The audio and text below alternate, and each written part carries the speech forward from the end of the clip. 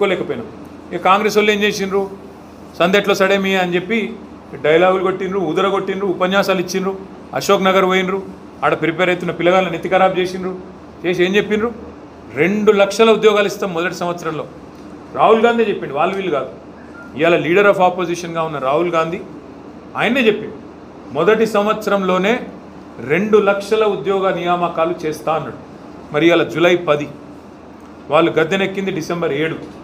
అంటే 7 నెలలు దాటి 8వ నెల అడుగు పెట్టినాం. ఇప్పటి వరకు ఒక్క నోటిఫికేషన్ ఇవ్వలేదు.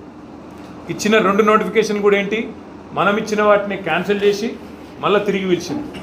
గ్రూప్ 1 మనం ఇచ్చిన నోటిఫికేషన్, దాన్ని రద్దు చేసి దానికి ఒక 60 ఉద్యోగాలు జోడించి మళ్ళీ కొత్తగా ఇచ్చినట్టు యాక్టింగ్. అదేవిధంగా డిఎస్సి మనం 5,000తో ఇస్తే దాన్ని రద్దు చేసి దానికి ఇంకో 5,000 కలిపి, ప్రతిపక్షంలో ఉన్నప్పుడేమో 50,000 టీచర్ ఉద్యోగాలు ఉన్నాయి, డిఎస్సి పిలవాలి, మెగా డిఎస్సి అని నొల్లిపెట్టిన రేవంత్ రెడ్డి మనం ఇచ్చిన 5,000 రద్దు చేసి దానికి ఇంకో 5,000 తోడు చేసి దానికి ఇవాళ మెగా డిఎస్సి అని దానికే పేరు పెట్టి ఇవాళ ఆయన మళ్ళీ కొత్త ప్రకటన ఇచ్చిండు. ఈ 2 మనం రద్దు చేసి ఇచ్చిన వాటిని రీనోటిఫై చేసాడు తప్ప కొత్త నోటిఫికేషన్ ఒక్కటి ఇవ్వలే. ఏం చెప్పారు, కాకపోతే జాబ్ క్యాలెండర్ అని ప్రకటించారు. ఫుల్ పేజ్ యాడ్స్, పెద్ద పెద్ద పేపర్లలో, ఇంగ్లీష్లో, హిందీలో, తెలుగులో ఫుల్ పేజ్ యాడ్స్.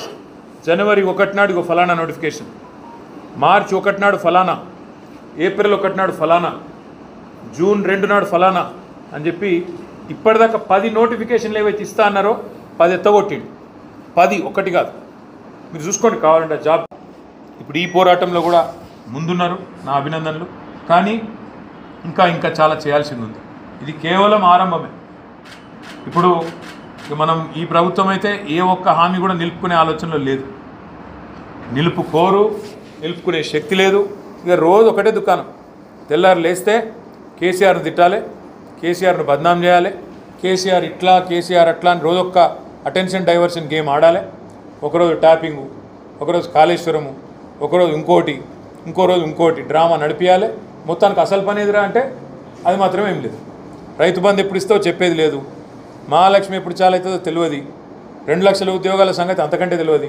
మరి ఏమైందిరా, ప్రైవేట్ యూనివర్సిటీలు ఎందుకు ఇచ్చినావు, అన్నావు కదా, కాంగ్రెస్ వాడు వస్తే అంటే సమాధానం ఉండదు, ఇంకోటి ఏదో రాపియాలి పేపర్లో, ఆ టైప్లో నడుస్తూ ఉంది. ఆఖరికి సోషల్ మీడియాలో పోస్టు పెడితే కూడా ఇవాళ ఎదురుదాడి చేసే పరిస్థితి.